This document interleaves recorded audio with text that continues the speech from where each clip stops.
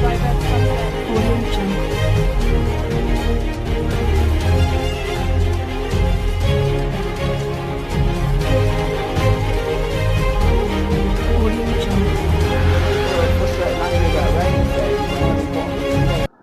जय हिंद दोस्तों, मैं हूं तारिक राय। स्वागत है आप सभी का एक बार फिर से मेरे YouTube चैनल पॉलिटिकल विजन में। दोस्तों, आज हम चर्चा करेंगे एनवायरमेंटल साइंस के सेकंड क्वेश्चंस पर। आप इस वीडियो के माध्यम से जो एनवायरमेंटल साइंस है उसका सेकंड क्वेश्चन का असाइनमेंट रेडी कर सकते हैं। अभी तक आपने अगर फर्स्ट क्वेश्चन का असाइनमेंट रेडी नहीं किया है तो आप इस वीडियो के डिस्क्रिप्शन बॉक्स में जाकर वहां से लिंक ओपन करने के बाद फर्स्ट क्वेश्चन रेडी कर सकते हैं। इसके साथ साथ आपको बीए प्रोग्राम फर्स्ट सेमेस्टर और BA programme second semester political science और हिस्ट्री के असाइनमेंट्स बनाने के लिए भी मेरे डिस्क्रिप्शन बॉक्स में लिंक मिल जाएगा। तो डियर स्टूडेंट्स, हम सीधा अपने टॉपिक पर चलते हैं और इसे समझने का प्रयास करते हैं जैसा कि सामने डिस्प्ले पर क्वेश्चन दर्शाया गया है। तो आइए सबसे पहले हम क्वेश्चन को समझते हैं कि क्वेश्चन क्या है।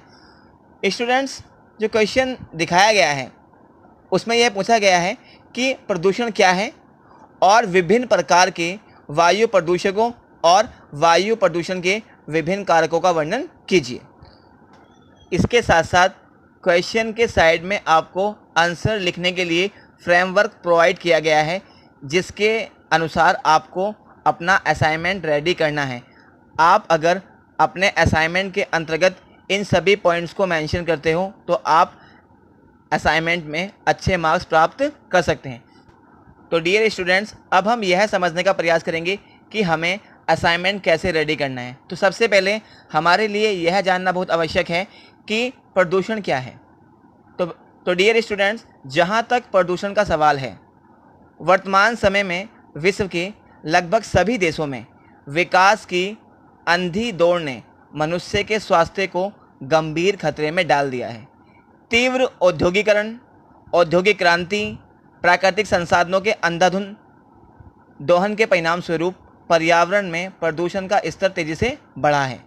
प्रदूषण मानव स्वास्थ्य के लिए एक गंभीर समस्या बनता जा रहा है। यह समस्या न सिर्फ किसी एक देश के लिए है बल्कि संपूर्ण विश्व के लिए एक गंभीर चिंता का विषय बना हुआ है।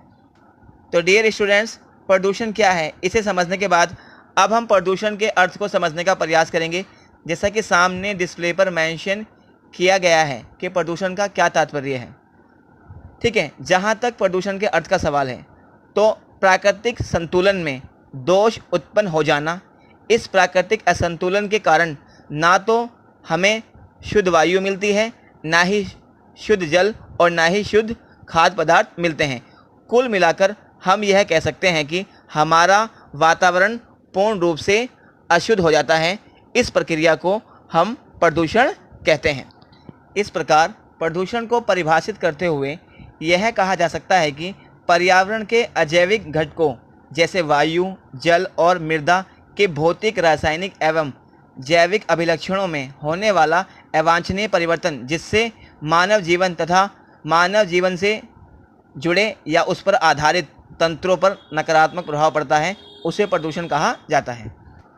तो डियर स्टूडेंट्स, प्रदूषण के अर्थ को समझने के बाद अब हम वायु प्रदूषण क्या है यह समझने का प्रयास करेंगे।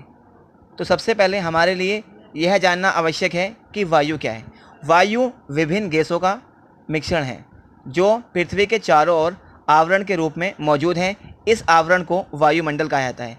इसमें 78% नाइट्रोजन, 21% ऑक्सीजन और 0.03% कार्बन डाइऑक्साइड का योगदान है। इसके अलावा हीलियम, हाइड्रोजन, ओजोन आदि गैसें भी अल्प मात्रा में मौजूद हैं।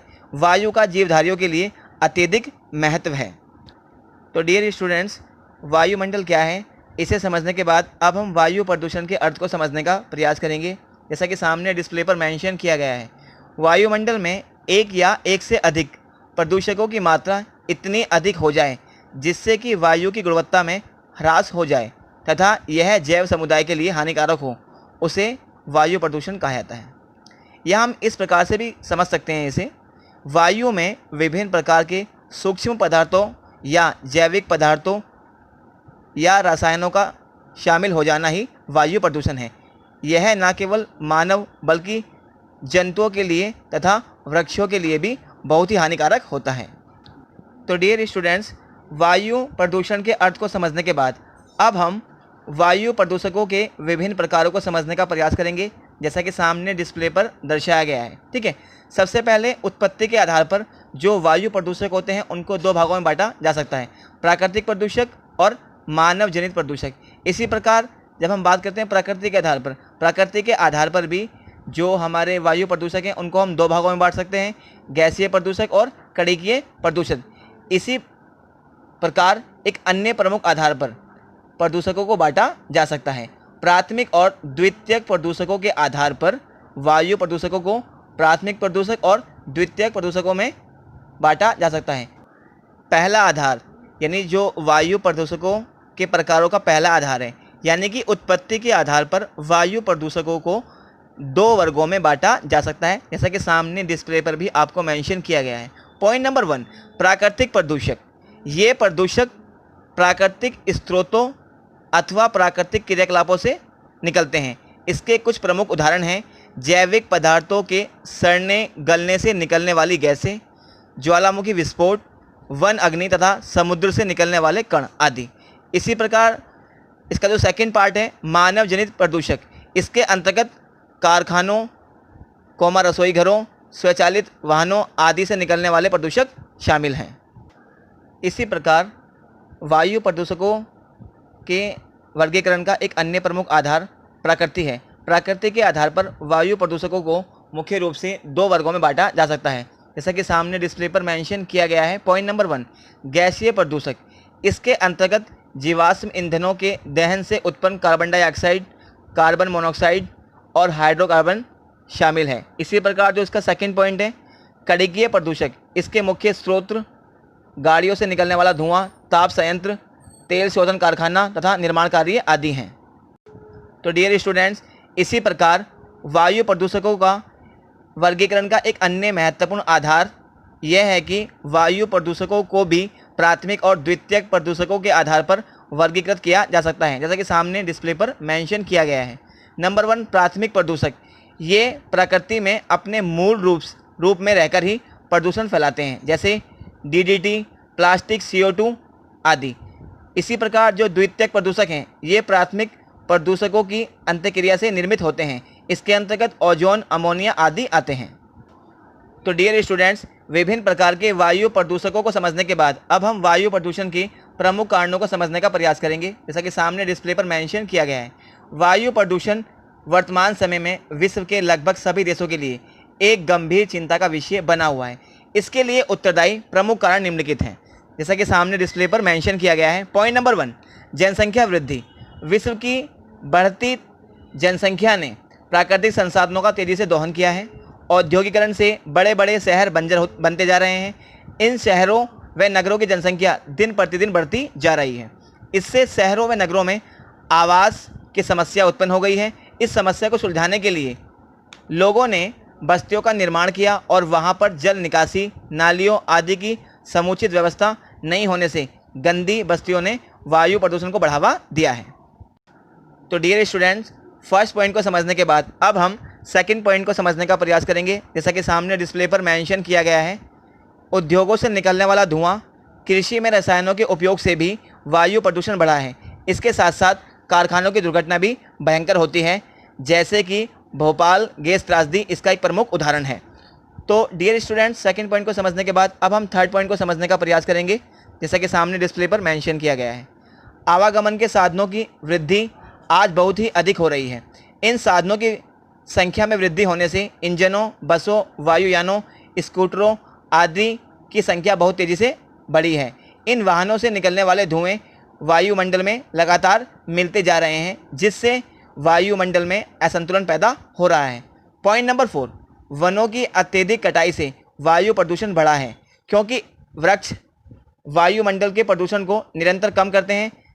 पौधे हानिकारक प्रदूषण गैस कार्बन डाइऑक्साइड को अपने भोजन के लिए ग्रहण करते हैं और जीवनदायी गैस ऑक्सीजन प्रदान करते हैं, लेकिन मानव ने अपने आवास एवं कृषि की सुविधा के लिए इनकी अंधाधुंध कटाई की है, जिसके कारण वायुमंडल में असंतुलन पैदा होने लगा है। पॉइंट नंबर 5, परमाणु परीक्षण से नाभिकीय कण वायुमंडल में फैलते हैं जो कि वनस्पतियों व प्राणियों पर घातक प्रभाव डालते हैं। तो डियर स्टूडेंट्स, वायु प्रदूषकों के विभिन्न प्रकारों एवं वायु प्रदूषण के कारणों का व्यापक रूप से अध्ययन करने के बाद हम निष्कर्ष के तौर पर अंत में यह कह सकते हैं कि वर्तमान समय में पर्यावरण प्रदूषण की समस्या संपूर्ण विश्व के लिए एक गंभीर चुनौतियों में से एक है। वायु प्रदूषण को रोकने के लिए वनों की अनियंत्रित कटाई, वृक्षारोपण, प्रदूषित इकाइयों को बंद करना आदि यदि ऐसी परियोजनाओं को अपनाया जाता है तो ये परियोजनाएं वायु की गुणवत्ता में सुधार लाने के साथ साथ शहरों की सुंदरता बढ़ाने में सहायता प्रदान करेंगी। तो डियर स्टूडेंट्स, आज के लिए बस इतना ही। मैं उम्मीद करता हूँ मेरे द्वारा इस वीडियो के माध्यम से वायु प्रदूषण से संबंधित जो भी जानकारी प्रदान की गई है वो आपको काफ़ी हद तक समझ में आई होगी। तो आप इस वीडियो के माध्यम से अपना EVS का सेकंड असाइनमेंट रेडी कर सकते हैं, और अभी तक आपने यदि अपना फर्स्ट असाइनमेंट रेडी नहीं किया है तो आप इस वीडियो के डिस्क्रिप्शन बॉक्स में जाकर अपना फर्स्ट असाइनमेंट भी रेडी कर सकते हैं। इसके साथ साथ आप BA प्रोग्राम फर्स्ट सेमेस्टर और BA प्रोग्राम सेकंड सेमेस्टर के पॉलिटिकल साइंस और हिस्ट्री सब्जेक्ट के लिए भी मेरे डिस्क्रिप्शन बॉक्स के लिंक में जाकर अपने असाइनमेंट रेडी कर सकते हैं। तो दोस्तों, अगर आपको मेरी वीडियो पसंद आई हो और अभी तक आपने मेरे चैनल को सब्सक्राइब नहीं किया है तो प्लीज़ मेरे चैनल को सब्सक्राइब कीजिए, लाइक कीजिए, शेयर कीजिए और बेल आइकन को दबाना ना भूलें, जिससे कि आपको मेरी नेक्स्ट वीडियो की नोटिफिकेशन मिलती रहे। जय हिंद, जय Bharat. Thank you very much.